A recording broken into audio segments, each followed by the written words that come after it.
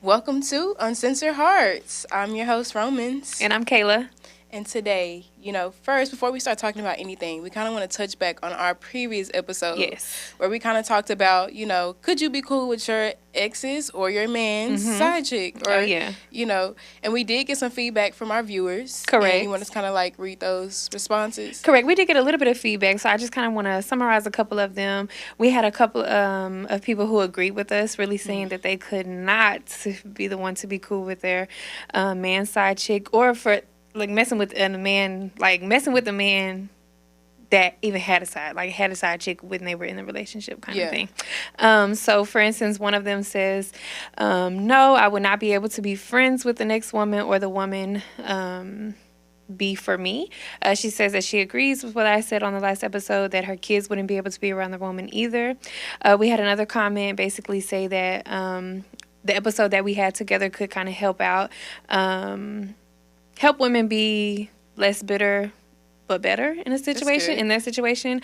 Also, we had somebody say that it would be really hard to say what they would do or what they wouldn't do in that situation because they haven't been in one. However, that they could agree that it's obvious that the other woman knew about him being in a relationship and with the baby, and if it was public, then they could not see themselves being in agreement with that either. So a little bit of feedback, but I would also say that they kind of were in agreement with what we were saying last episode. Yeah, I couldn't do it, especially since it's public. I feel like that, what's the word? Amplifies it, yes. Even more. And it makes it even more traumatic. In a sense of, I'm dealing with this man and now everybody knows. First of all, they know how we are. They know that we're toxic. But then in the same sentence, and now that we're public, you're messing with this woman also very publicly, and it just could be very traumatic. And then it kind of labels you as okay, toxic.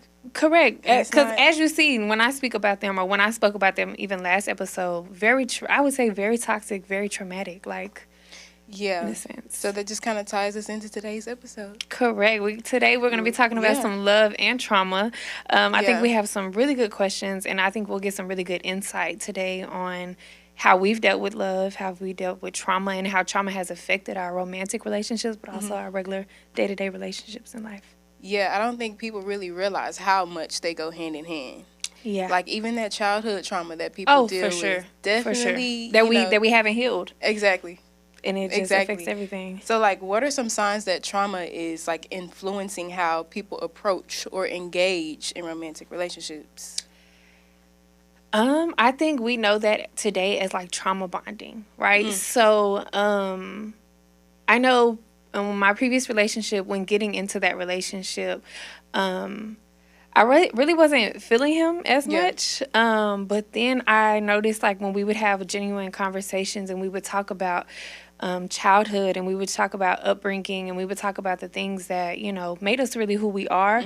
I noticed that we were aligned a little bit, I would say, right? I thought we were aligned, he has very, he came up how I came up, lack of parents, lack of parental support, I guess, as far as absent parents, or the people who were around were still not as supportive, I guess, as what you might see within your friends.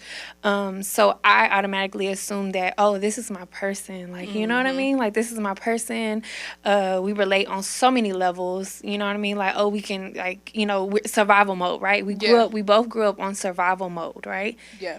And I think it was trauma bonding. And a lot of people, could misconstrue that. I did. I looked at it this is just somebody that, knows me and can understand me. They understand what I've been through, da-da-da. But in reality, it was just more of, our traumas were so close to one another that it made it easy to fall in love and to feel like that was love from one another.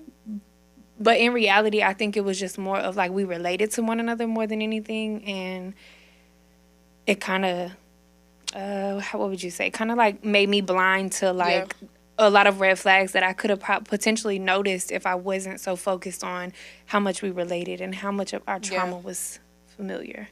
And I know I kind of talked to you about this before. Like, trauma bonding is a big thing. A lot of people bond because of their traumas, Yeah. right? And they're like, oh, we're so similar. You're just like me. Or like, that's a Yeah. male version of me. Or like, that's the female version of me. Yes. But if you take a step out from you and look at you from like outside eyes, are you really somebody that you would want to be with? Exactly. Have you healed through your trauma? Exactly. Have you healed? So it's like, sometimes it's not okay. Like, I agree. Well, and I think in that relationship, I learned a lot about myself. But even more so now that I'm out of the relationship, I've learned a lot more about myself. And I'm able to identify those things that I needed help with. Like, I needed help. Like, I needed healing. You know what I mean? Like, I needed so much healing from past trauma that, though I don't blame myself for the downfall of the relationship or the end of the relationship, I blame myself for not focusing on me and not healing me enough, that I could have saved myself so much heartbreak. I could have saved myself honestly, so many years. I'm going to be honest. Like, I could have saved myself years of time. Like, I guess time, I would say, because I could have focused just on me. And I think that could kind of... that could kind of be questionable as well, though, because I could have also worked on that while I was in that relationship. Yeah.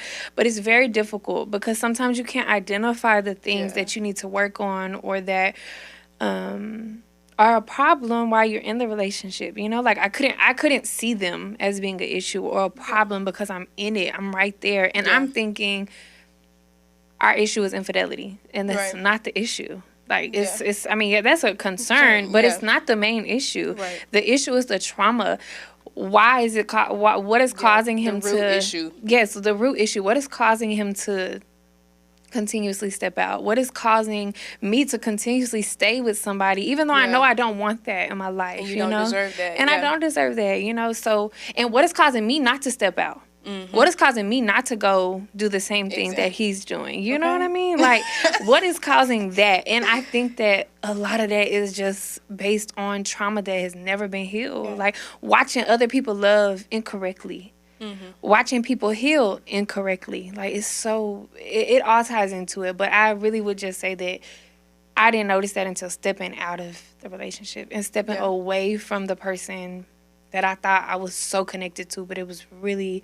And don't get me wrong, I definitely love that person, but it was so much trauma that connected us that when I stepped away from it, I now realized, like, girl, you got a lot to work on. You got a lot to heal from. For sure.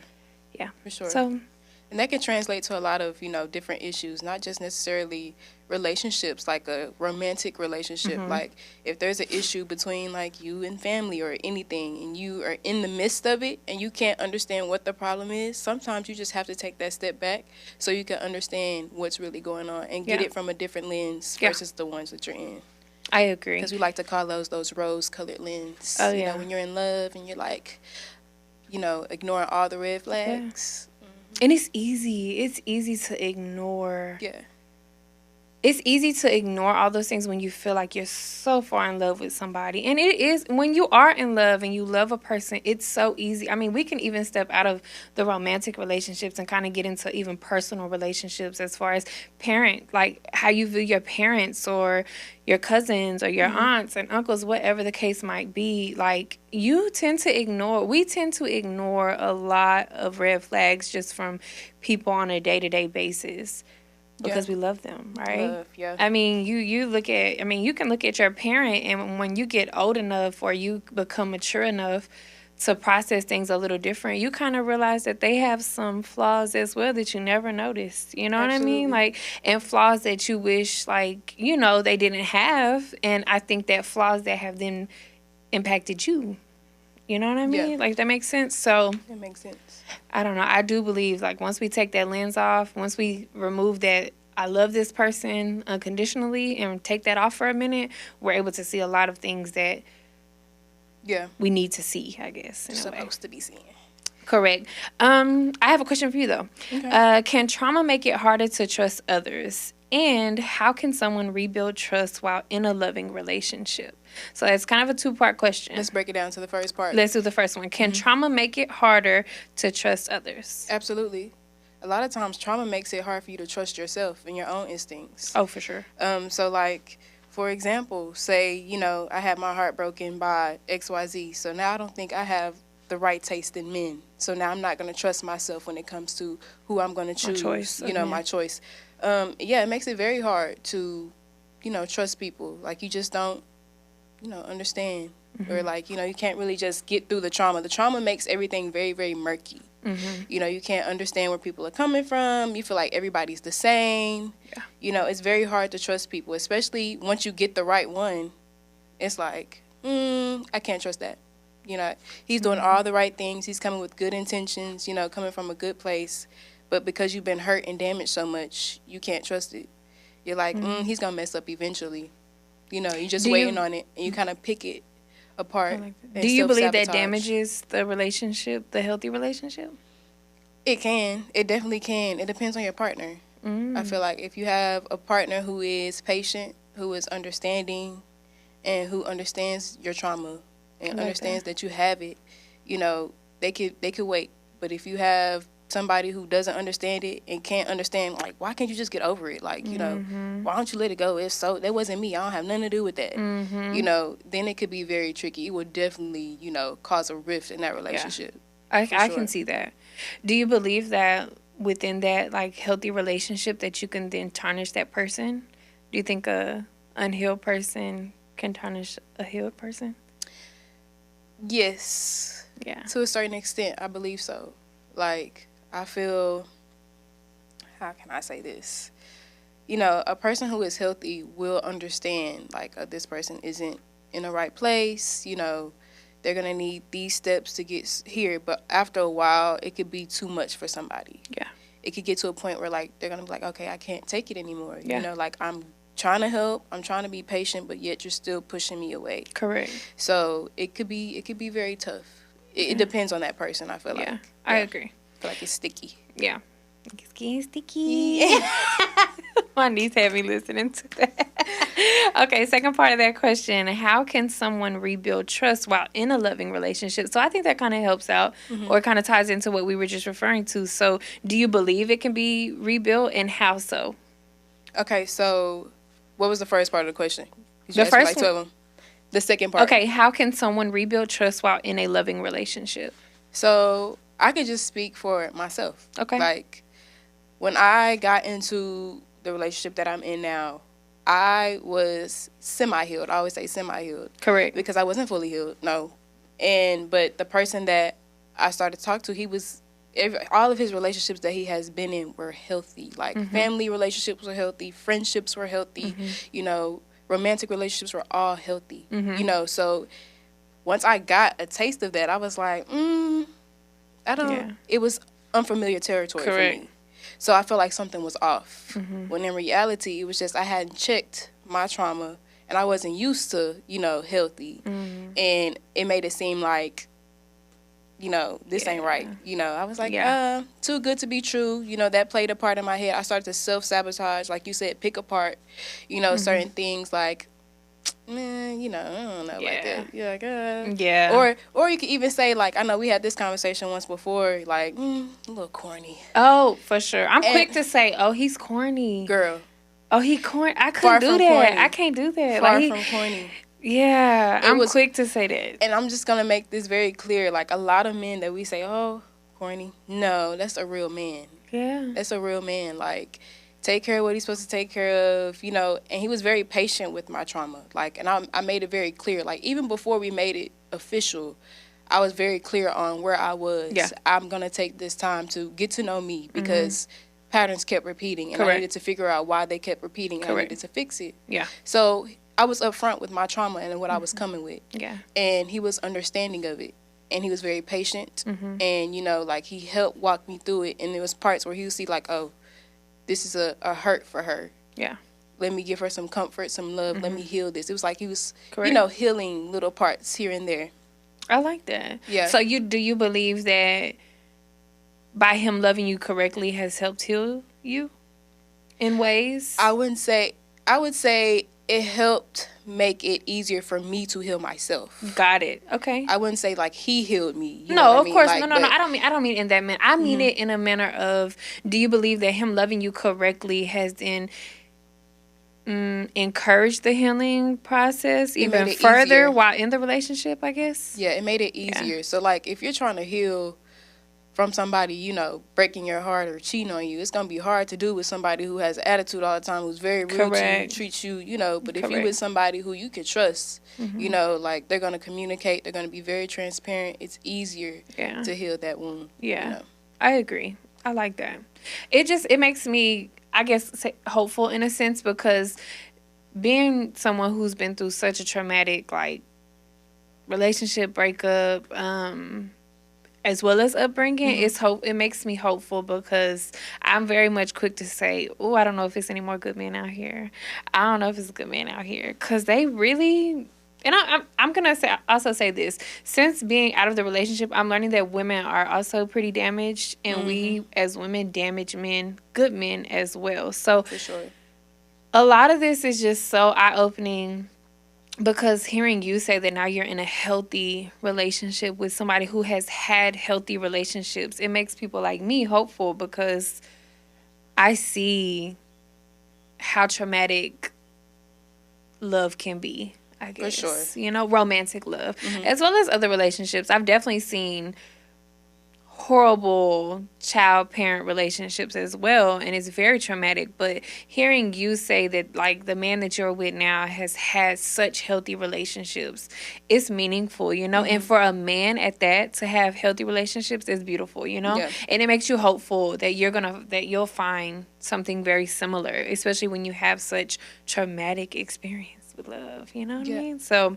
I don't know, I congratulate you as well as him, just knowing that he is still patient with you, despite not having to having to deal with that before, I guess. Yeah, and I know we talk about this all the time. I always say, like, people, just humans, a lot of humans are just operating out of hurt. Oh, for sure. You know, so for sure, like a lot of women or men you'll hear on social media be like, you know, they all the same. Like, all these girls are the same. All these men are the same. It's not that they're the same. Yeah. It's that there's something in you that attracts the same, or you're attracted to the same. And you need to fix that. You need to take a step back, look inward, and see, okay, why am I still attracting this, or why am I still attracted to that?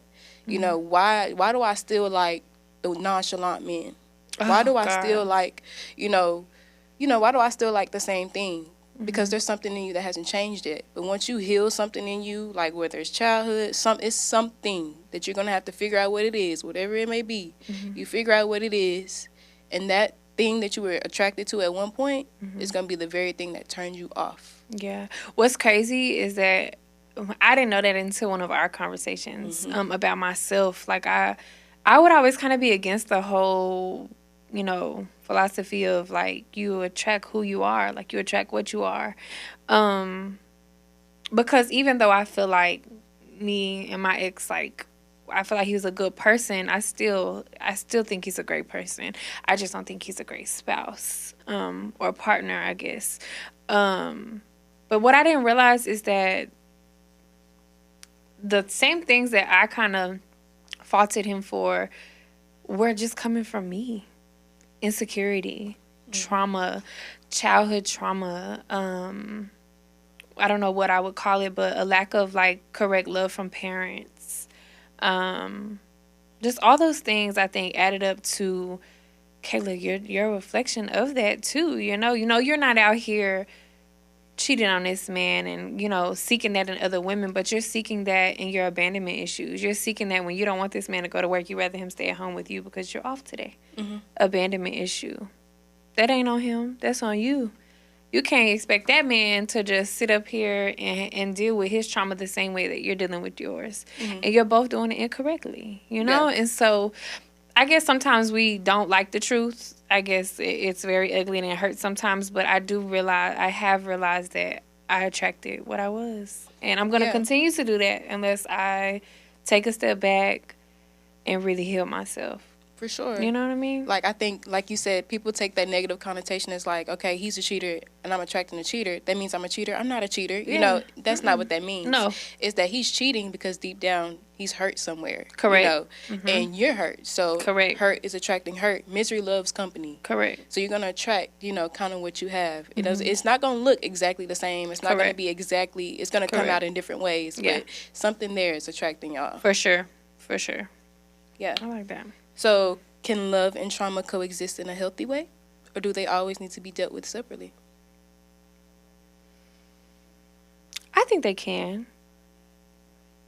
I think they can because, to be honest, we all are dealing with some type of trauma. Whether small, whether large, like on a large scale, like we're all dealing with some form of trauma.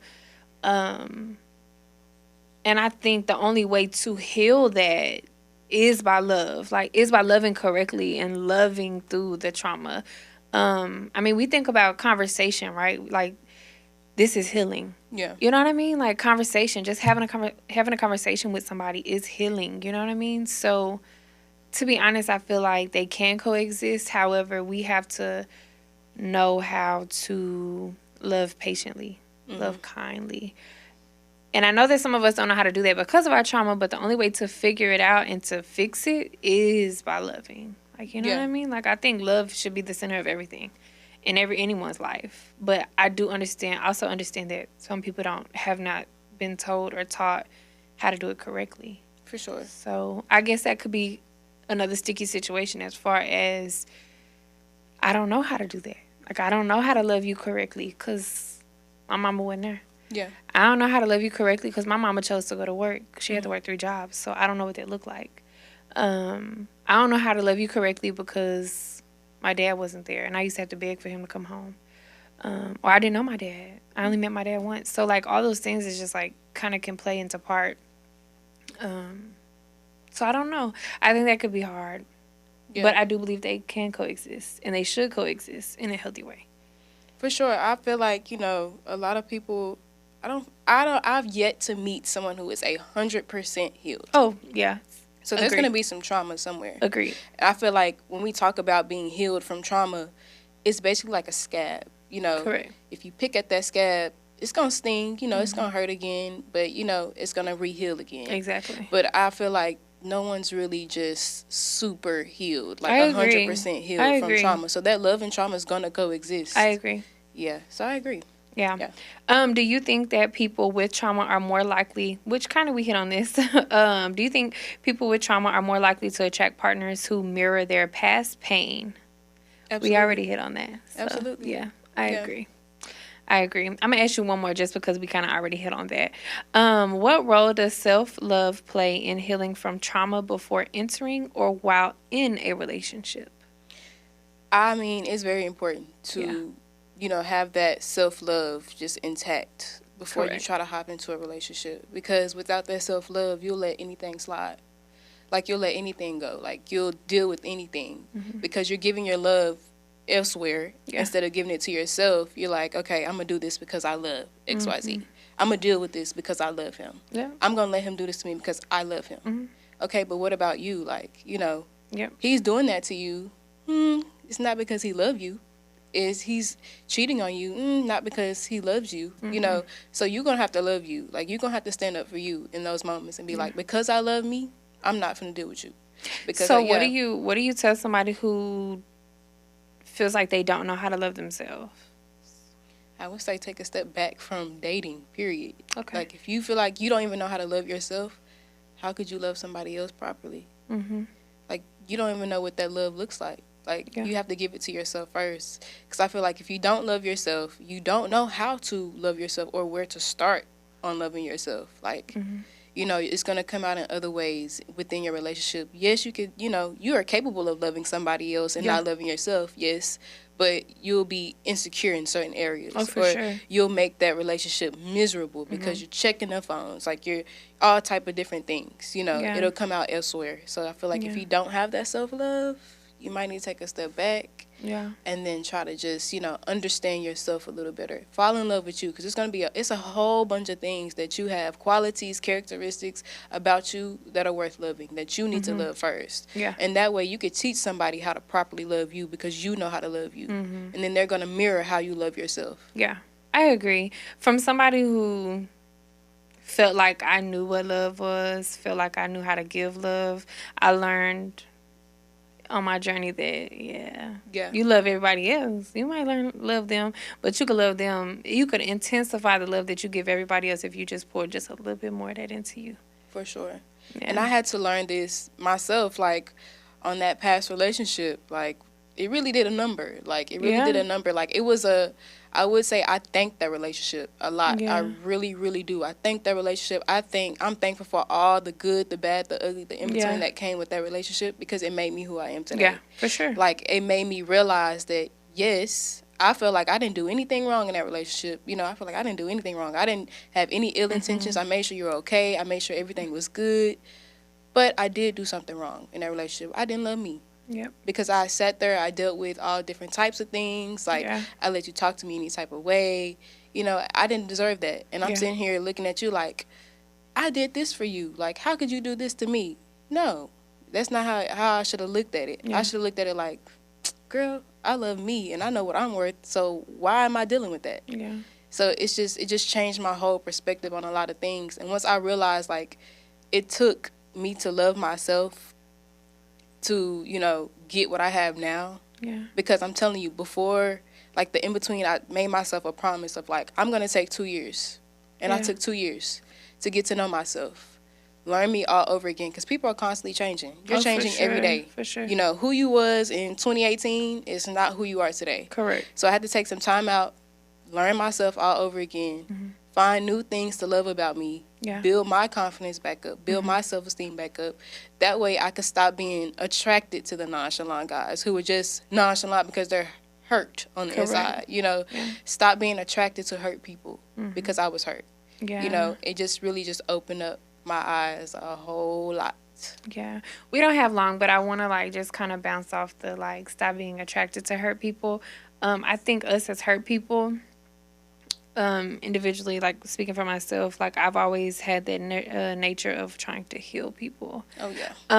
Like, I want to save them, like, I just want to save them. Like, I want to, I'm going to do this and this and this and this and this to make them feel better because I want to save them. I want to make them feel better. I want to make them feel loved. But all along, I wanted somebody to do that for me. You. Yeah. And that's why I went so hard at it. You know what I mean?